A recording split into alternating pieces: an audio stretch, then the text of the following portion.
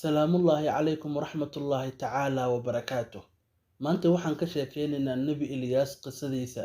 Intaan qisada Nebi Ilyaas u guda galin, marka hore muuqaalka like inoo saar. Waxa kaliya aan kaaga baahanahay waa inaad muuqaalka like inoo saarto. Wax kale ma rabno anagu. Kuna soo biir kanaalkeena xog baahiye haddii aad ku cusub tahay oo subscribe taabo. Boqortooyadii Nebi Suleymaan waxaan ognahay inay ahayd boqortooyadii ugu weyneed ee taariikhda aadamaha soo mara.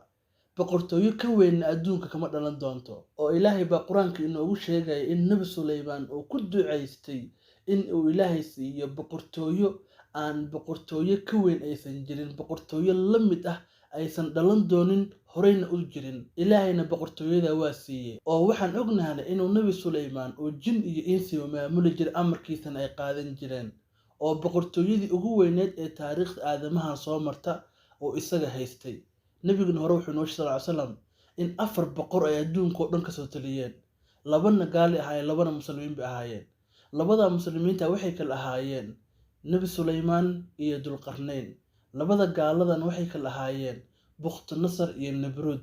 Nabruud waan ka soo sheekeynay muuqaalada ugu dambeeyay soo galiyay, waa dib ugu laabo oo soo daawo. Markii boqortooyadii Nabi Suleymaan ay dhamaatay, reer Bani Israa'iil labay u kala jabeen, way isku qabsadeen boqortinimadii, labay u kala jabeen, laba boqortooyo oo kala gooniya bay noqdeen.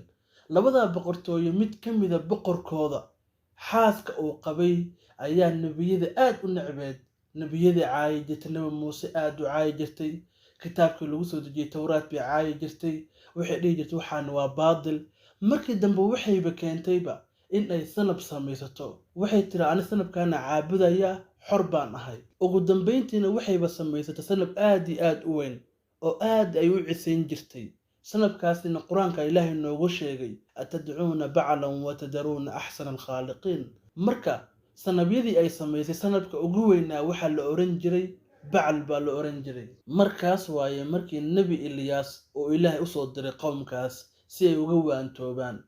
Marka Nabi Ilyaas abtiriskiisa waxa uu gali jiray Haaruun. Nabi Haaruun buu gali jiray oo waxa la oran jiray Ilyaas ibnu Yaasiin ibnu Finxaas ibnu Cizaar ibnu Haaruun calayhi salaam. Qisada Nabi Ilyaas Quraanka aad looguma faahfaahin, axaadiistuna aad uma faahfaahin, ee culimada qaar ayaa soo aroorisay, qaarna waxaaba laga soo xigtaa wararka reer Bani Israa'iil oo Nabigu wuxuu sallallahu alayhi wasallam haddii wararka reer Bani Israa'iil aad maqashaan oo Quraanka iyo axaadiista ka hor imaanay diinta Islaamka, haddii ay ka hor imaanayso waxaasi waa been ee iska tuura. Tusaale oo kale waxay dhahaan Cuzeyr waa wiilka Ilaahay, marka taasi been waay, waa ognaanay. Ilaahay wiilna ma dhalin, isagana lama dhalin, marka Cuzeyr wiilka Ilaahay ma ahan, marka taas waa been wararka Israa'iiliyaad ka mid tahay. Marka Nabigu wuxuu sallallahu alayhi wasallam haddii wararka Israa'iiliyaadka diinta aysan khilaafin oo ka hor imaanayn, ka sheekaysta buu yiri sallallahu alayhi wasallam, hana beeninin wararkaas oo dhahinina waxaas waa been,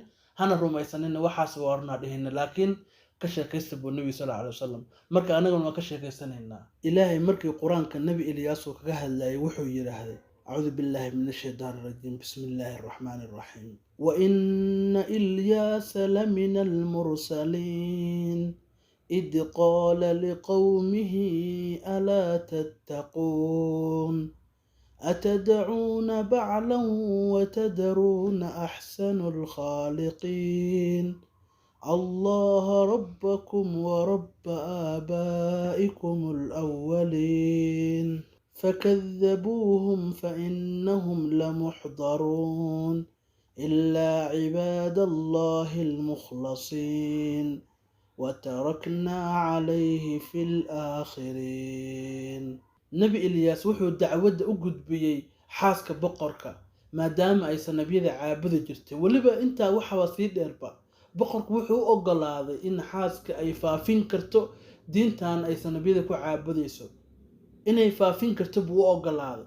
Markaasay faafisay, dadka qaar khasab kaga dhigtay oo xitaa tiraahday kitaabkii Nabi Muuse ee Tawraat ahaa hal mamnuuc, xitaa kitaabkii ayay mamnuucday oo dadkii diintii bay ka badashay, intoodii badnayd way ka badashay. Marka hadeertaan ma taagin in iyada kaliya la waaniyo, iyada kaliya ahaan lahayd waa la waalin lahaa, dambigan kaligeed buu ku koobnaan lahaa sanab caabudida, laakiin dadkii bay fitnaysay.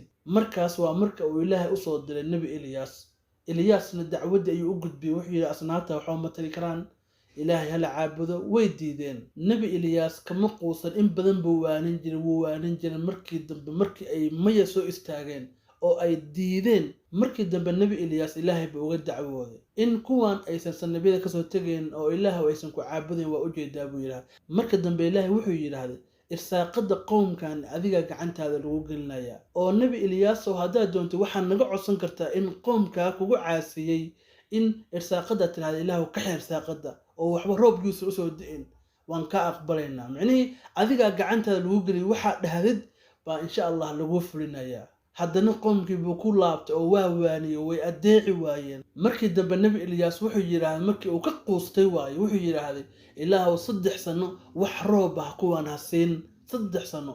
markaasaa qowmkii reer bani Israa'iil ee sanadka caabudayay ee gabadhu fitnaysay abaar buu ilaahay ku salliday. waxay cunaan bay waayeen. dadkiiyo dhan abaar baab qaarkood waaba dhinteenba, gaajo u dhinteenba, sababtoo ah waxay ku tiirsanaayeen roobkaasi ku tiirsanaayeen. halka Nabi Ilyaas quudkiisa ilaahay uu siin jiray, kuwaana waa baaba'een iyagoo la yaaban yahay oo indhaha la isku haysto. xitaa heer waxay gaareen guri haddii cunno ay ka soo urayso, micnihii urka cunnada uu soo gaaro qowmka ama muufo urkeeda hadduu soo gaaro, waxay dhihi jireen meesha tan Nabi Ilyaas baa jooga.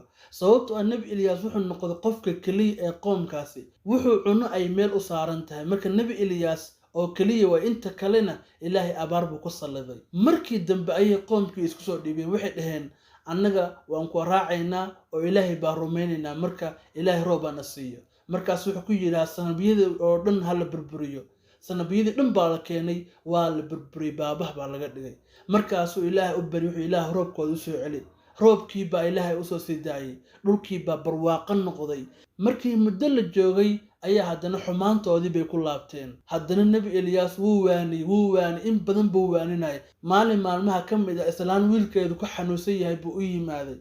markaasay tiraahdo Ilyaasoo wiilkayga waa iga xanuunsan yahay, tabcaan waayo inuu dhintuu ku dhow yahay, kaale wax ila qawaada ila awoodaysid. markaasuu Nabi Ilyaas ilaahay u bariyey. wiilkaasi waxaa la oran jiray Alyasac baa la oran jiray. marka ilaahay buu u bariyey. markii dambe wiilkii 100% caafimaadkiisa fit buu noqday. markii wiilkaasi caafimaadkiisa fit noqday, Nabi Ilyaas kama hari jirinba. Nabi Ilyaas buu dadka ugu jeclaa, wuu raaci jiray meel kastoo Nabi Ilyaas galo wuu la geli jiray. Nabi Ilyaas buu rumeeyey, ilaahay buu ku xirmay wiilkaasi yarka ah. markii qowmkii ay Nabi Ilyaas ay deeqaati ka tagnaa, wuxuu ninka waa wana dhibay aan dilno. marka wiilkii baa u yimaaday Alyasac, wuxuu yiraahday Ilyaasow qowmkii waxay ku tashteen inay ku dilaan, marka maxaa xal ku ah? wuxuu yiraahday aniga aqaan saas ku xalnaayo, oo meel buu galay. wiilkiina wixii kaama har waa ku raacaya. wiilkiina waa raacay Alyasac ahaa. meel god ah ayay galeen. halkaas waxay ku jireen 10 sano, laakiin qowmkiisa u raadinay waa waayeen. 10 sano bay meesha ku jireen. 10 sano kadib bay godkii ka soo baxeen. mise boqortooyadiiba waaba isbedeshayba. boqorkii hore waa dhintay, boqorka loo cusub baa yimaaday. 10 sano ka soo wareegtay waa dareemi kartaa. markaas Nabi Ilyaas boqorkii buu u tagay, wuxuu yiraahday waxaan aad caabudaysaan wax ma ahan, ilaahay raali ka yahay, ilaahay aan caabudno. waa waaniyey. wuxuu ku yiraahday boqorkii ka horeeyay wadada uu maray oo ilaahay ku caasiyay aadnaha marin, ee ka digtoonow hadeer waan kuu digayaay. waanadii buu ku daldalay. markaani boqorkaani waa ka qalbi jilicsanaa kii hore. Nabi Ilyaas buu raacay. dadkii oo dhan buu yiri hala raaco. dadkii oo dhan Nabi Ilyaas bay raaceen ilaa 10 kun mooya. 10 kun waxay dhaheen annaga Ilyaas raaci mayno, diinteena ayaan haysanaynaa.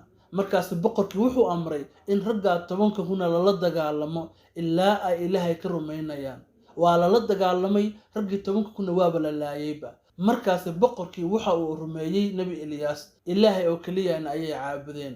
halkaas ayay qisada Nabi Ilyaas ku soo dhamaatay.